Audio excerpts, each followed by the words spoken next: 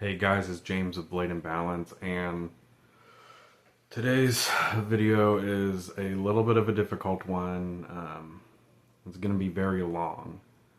So the TLDR is going to be that my grandmother has passed away, and my family is going through it right now. I have some links below. Still kind of figuring out what all we're putting, but some links below if you want to donate and kind of help us with the funeral expenses. So about maybe a week, I don't know, it was really soon after my Tulsa trip to kind of meet with some of the Sabering people down there. My grandmother fell. Nobody knew that. And she does not have any neighbors because she lives in an apartment complex, and she doesn't really have any neighbors on either side of her. And her worker, because she has a caregiver that comes in and helps her a few hours a day, because she's in a wheelchair, but she has been so independent. So with that, doesn't have any neighbors. Her worker wasn't in that day. She left her phone on her table and by the recliner, and she was in here. I'm actually in her room, in the bathroom, and she fell. She laid there 10, 12 hours maybe. It's hard to say.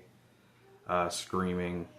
Nobody came to help her until super late. Somebody was walking by her door and just happened to hear her.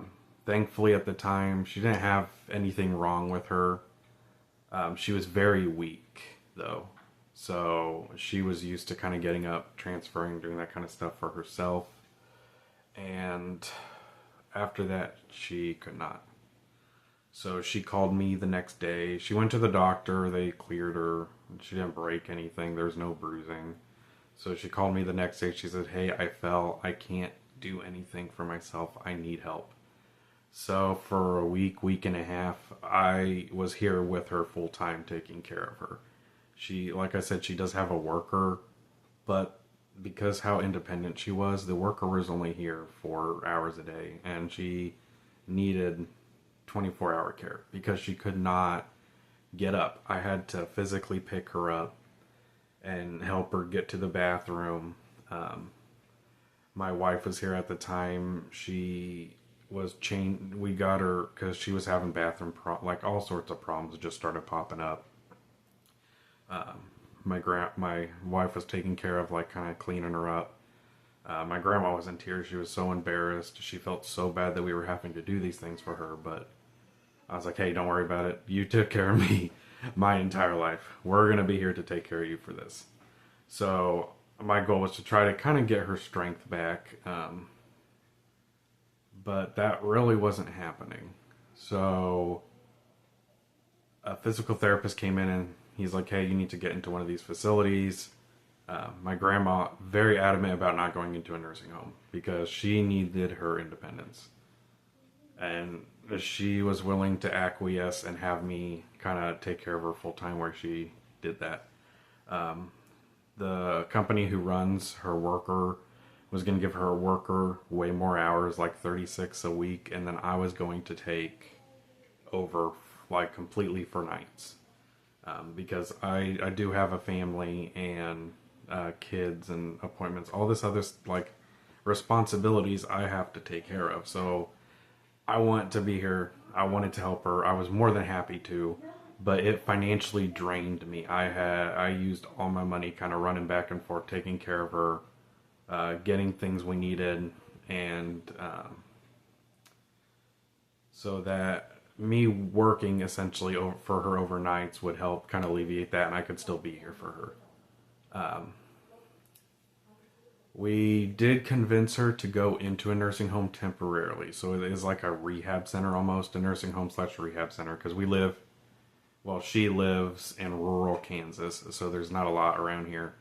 And so my aunt worked there for many, many years. Everybody in this area knows my aunt and uncle, so they knew who my grandma was. They got her in there as an emergency favor. And almost immediately it was very downhill, like a very a very 180 for her. When I was taking care of her for that week and a half, um, she was telling me she was seeing things.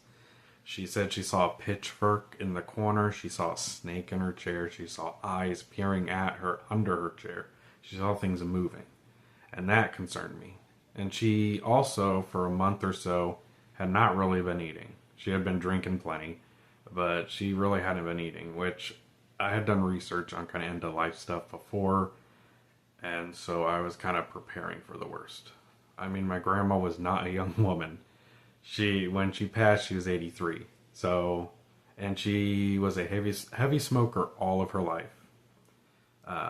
She was overweight a lot of her life too. So, and she was super healthy up until all this kind of happened. But we got her into the nursing home. I was there for everything.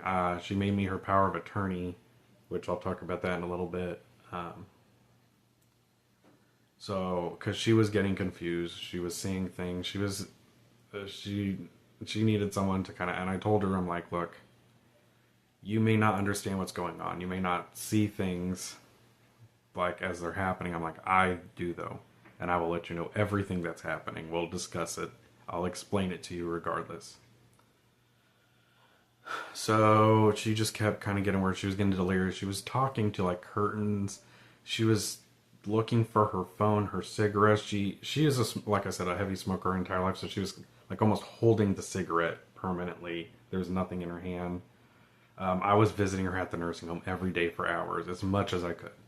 Which, I mean, is hard because I have all those responsibilities at home. But any free moment. So I was doing all my responsibilities, taking my kids, all care of that. And then with her, I had just enough time to sleep 6-8 hours, like a normal amount of night, and then I was back at it. So my dad, my brothers and stuff, like, to kind of go into that, my dad lives pretty far away. He lives back where we grew up at, which is 4.5 hours, 3.5 hours from where my grandma lives. And my other brothers, they've got other stuff going on. But my grandma raised me and one of my other brothers because my parents got divorced when I was like 5. So we were pretty much her kids.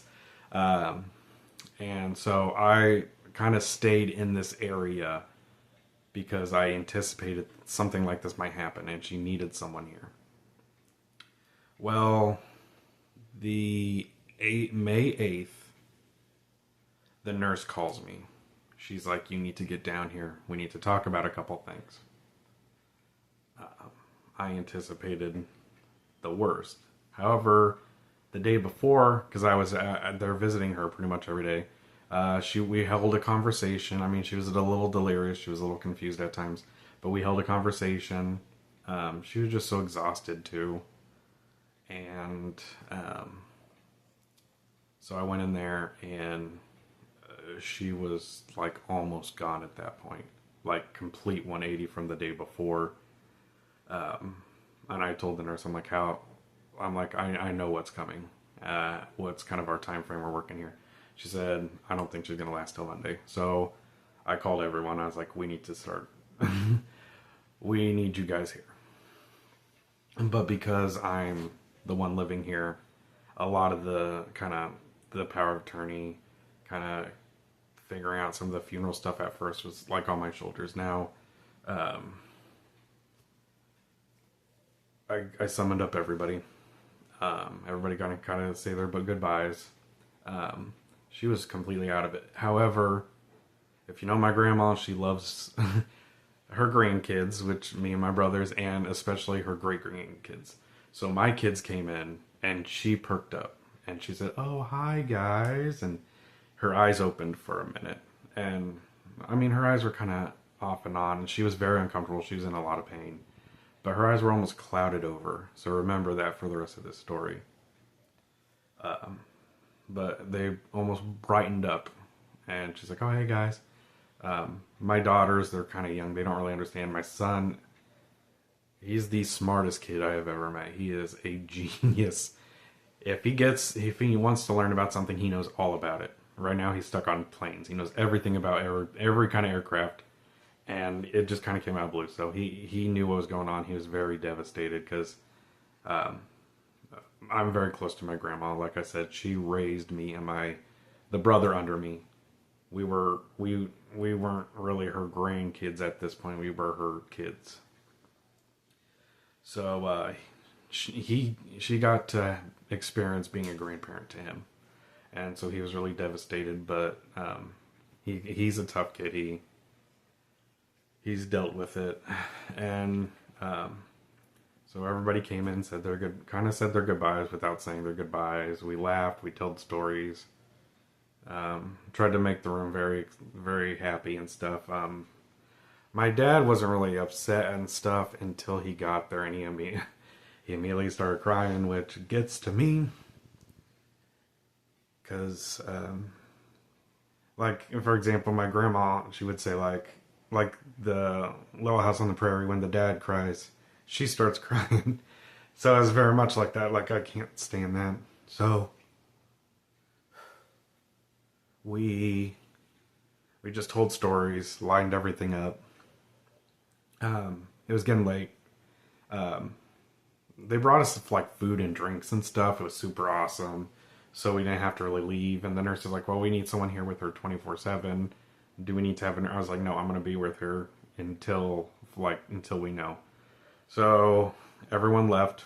Maybe about an hour after my dad left, because he was like the last one besides me and my wife that left. I could tell it was time. She was kind of making this. My dad called it a death rattle. I'm sure anybody who's experienced this kind of knows what I'm talking about. The strange thing to me, though, was she was like her over time her breathing was getting very labored, and so I told my dad, I was like, I think it's time. You need to get back here real quick, because he was staying here at my grandma's house or her apartment, because like I said, he lives like 4.5 hours away normally. So he's running back up there. While that's happening, her eyes are like dulled and gray. They open, and she's like this, like barely opening them. She might kind of open them a little bit like that. One eye might open a little bit, not much. Her eyes get very wide, very bright, full of life again. And she looks up, because she's laying on the bed. She looks up at the ceiling.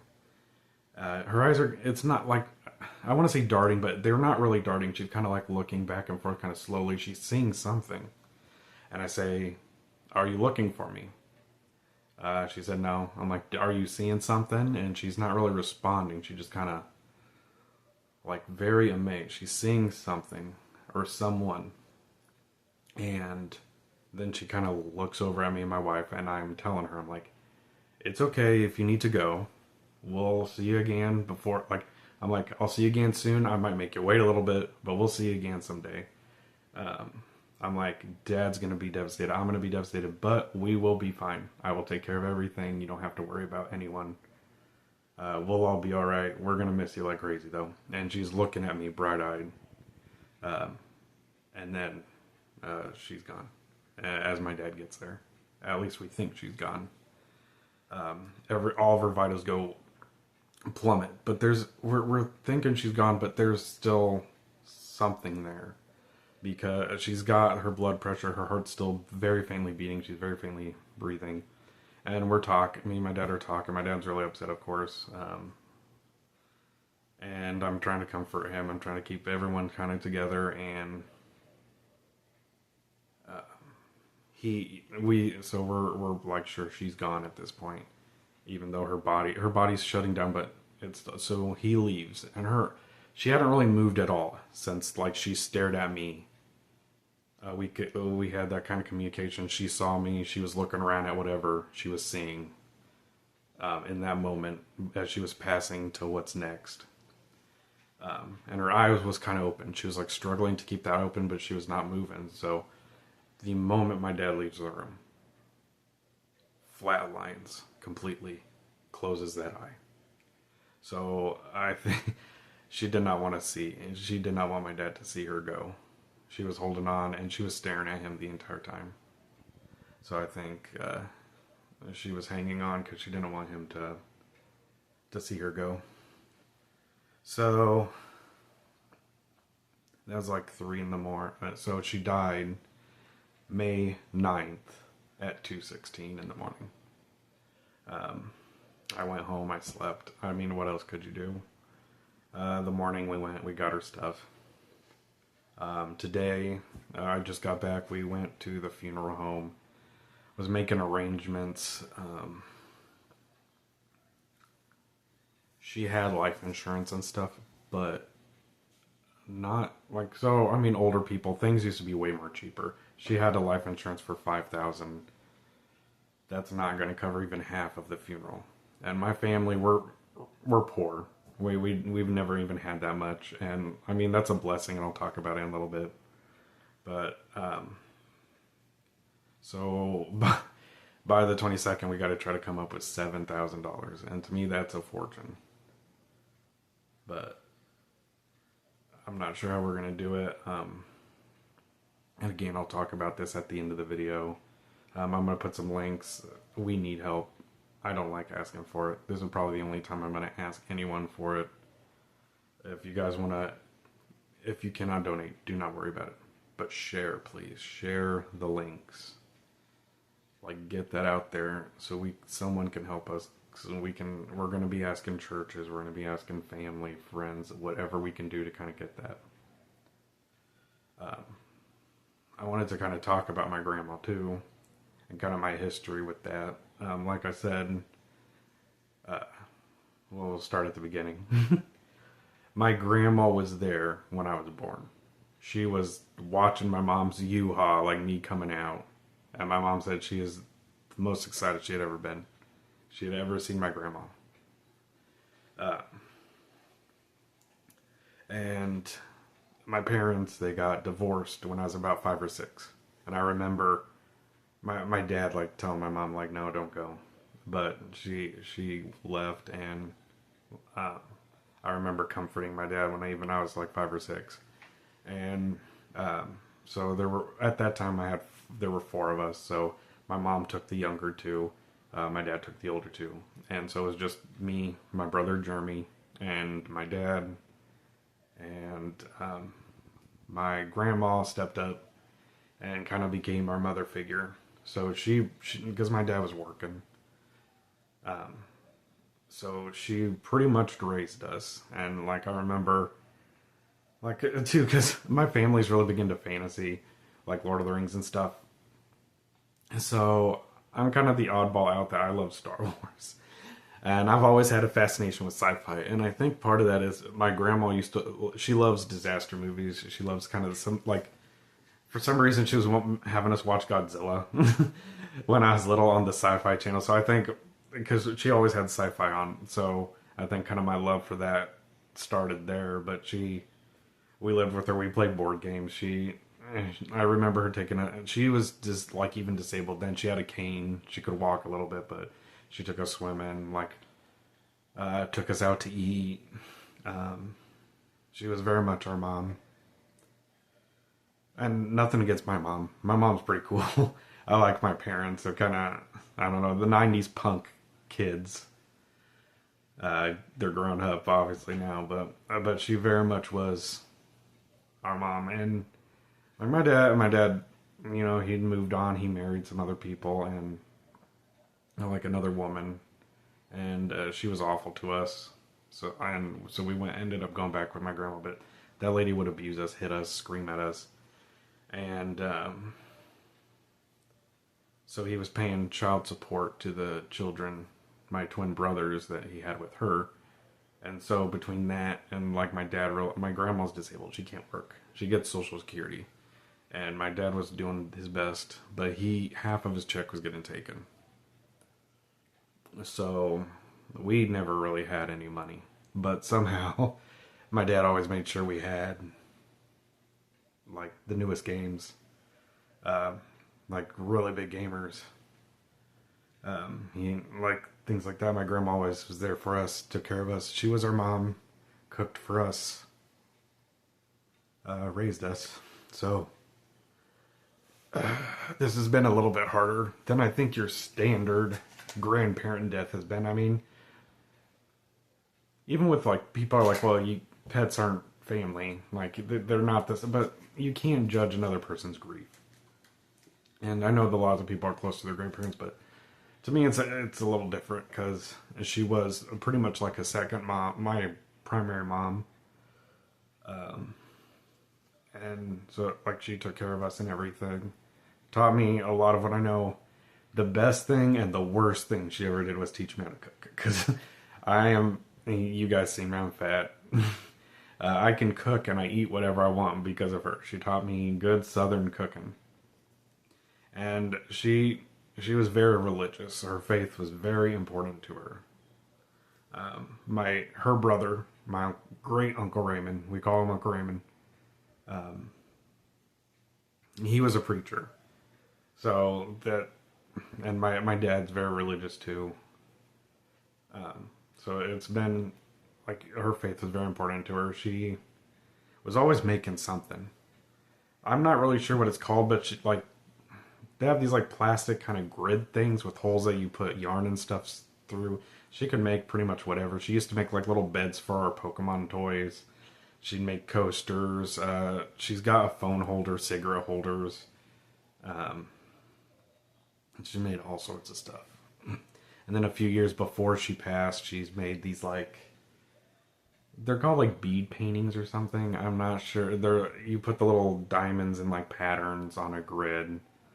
She got really into that, and she was making those kind of gifts for everyone.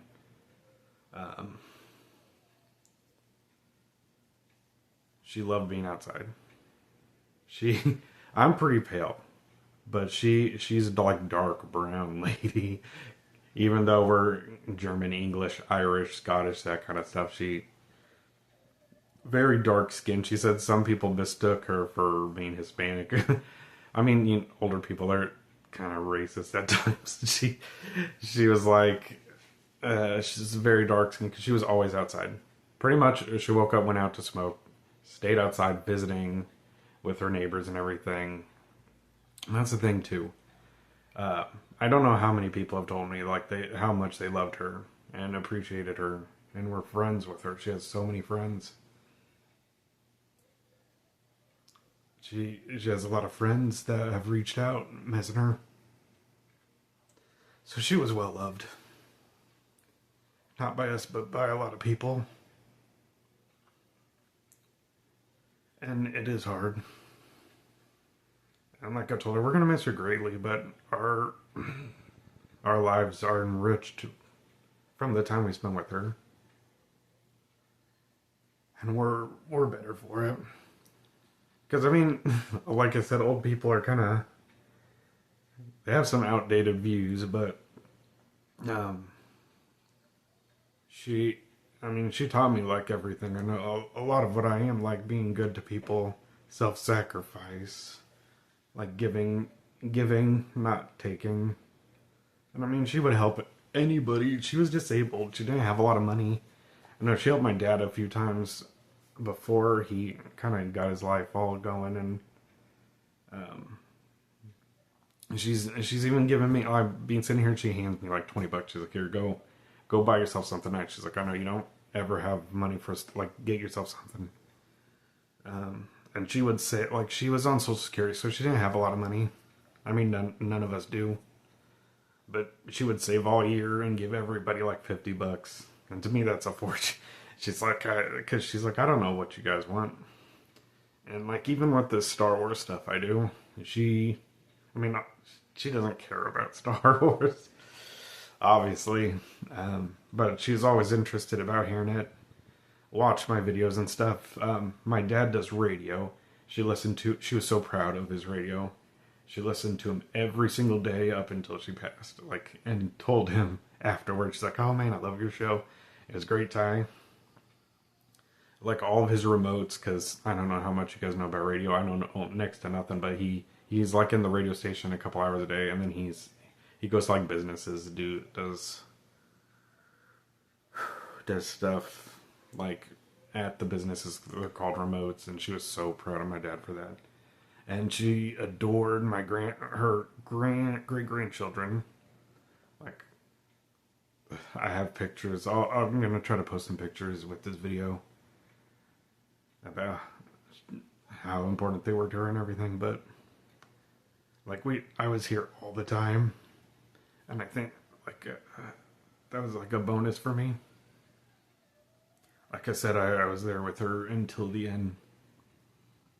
It was a little surreal, but it's also poetic in a way. Because, like I said, she was there when I was born. She watched me be born. And I watched her go to what's next. Whatever you believe, whatever's after this. I watched her go.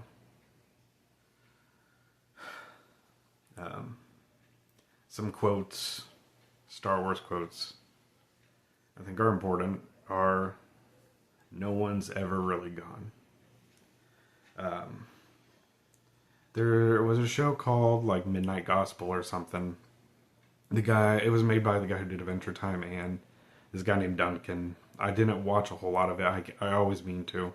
But I had stumbled across also some clips.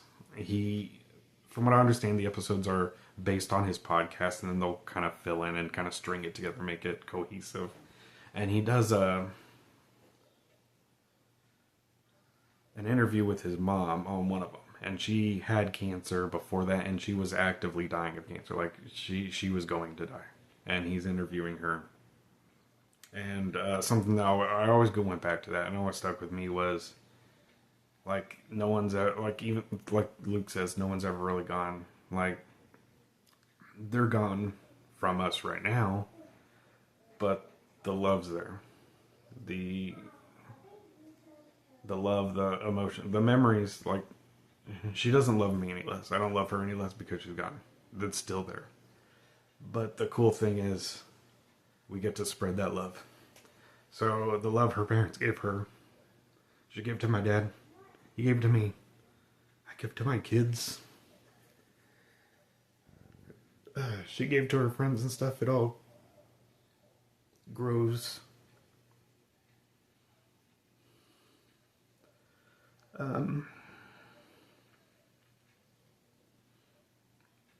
Yoda says something along the lines of, rejoice, for they have returned to the forest. Miss them, do not mourn them, do not. And I like that because she doesn't want us in here crying.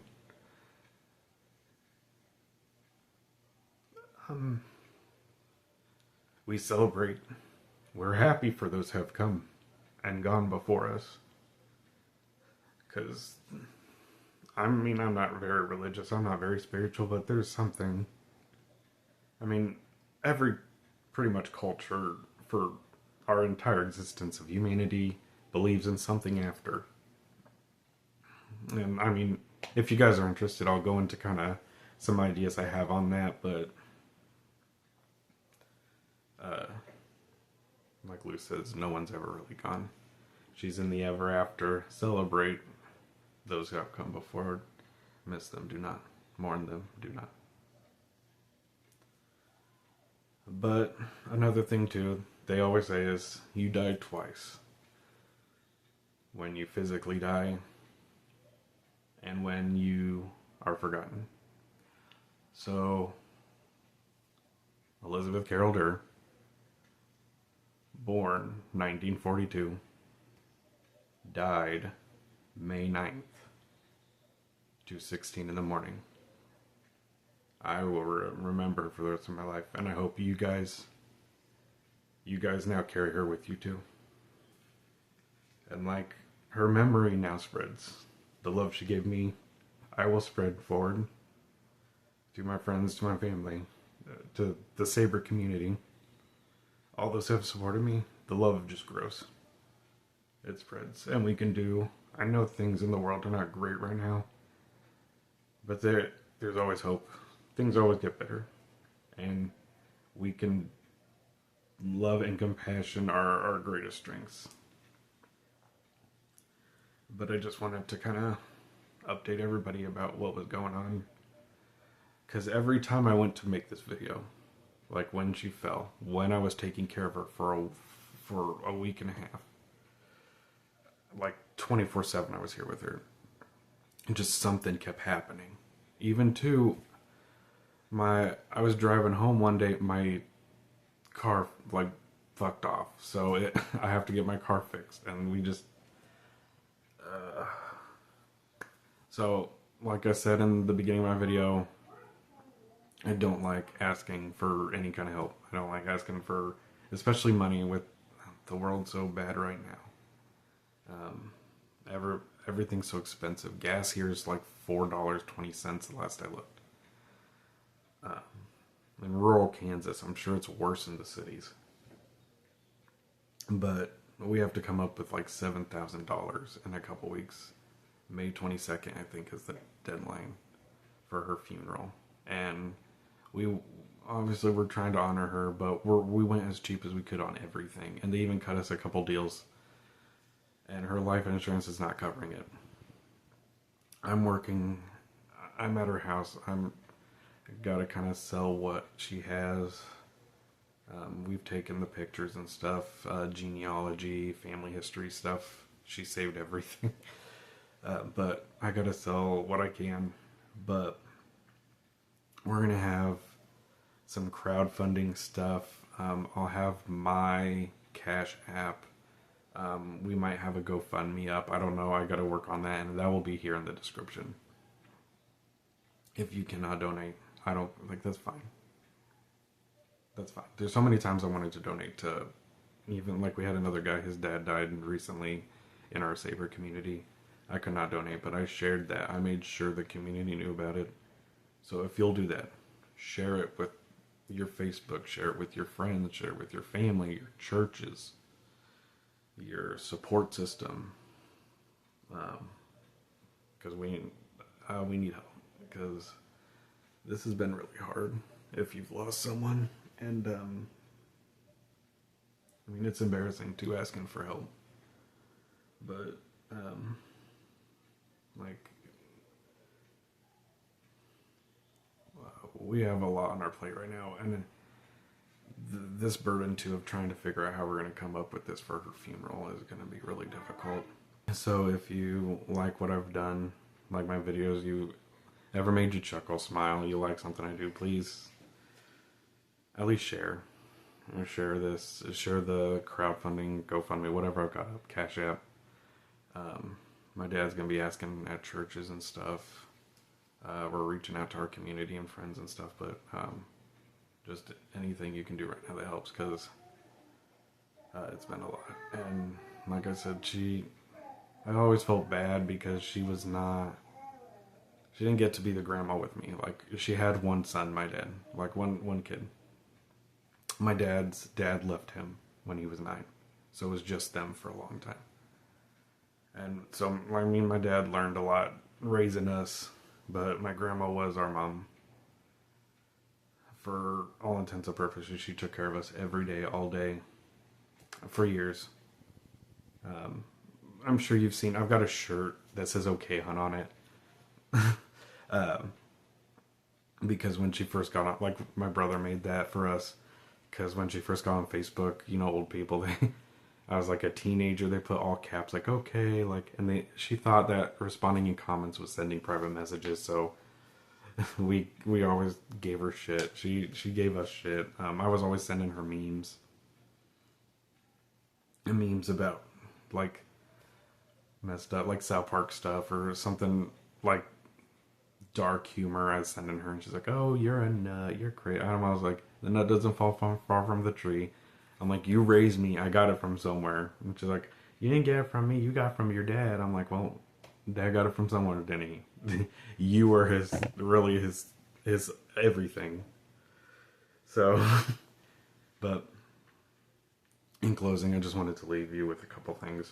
If you can share or donate, that would really help kind of alleviate some of this burden my family's, because again, we don't have much. My dad and my grandma never had any kind of money, and that, I think that was important, because it taught me the meaning of sacrifice and family. Like, we relied on each other. We were there for each other for everything. We didn't have all this fancy stuff. I mean, my dad got us pretty much whatever we wanted anyway. I don't know how he did it. So if you can share or donate those links for her funeral, I would appreciate it. No one is ever really gone. And the love like her parents loved her, she loved my dad. My dad loved me and my brothers. I love my kids. Love grows, it spreads. Do something nice for someone. Tell your parents and stuff you love them, because I could die tomorrow. No one knows what's coming, and our futures are not guaranteed. It was a mercy how fast she went. It was a very quick process, so she didn't suffer really. And I'm glad I was there with her at the end. So, rejoice, for they have returned to the force. Miss them, do not. Mourn them, do not. I'm James with Light and Balance, and as always, may the force be with you.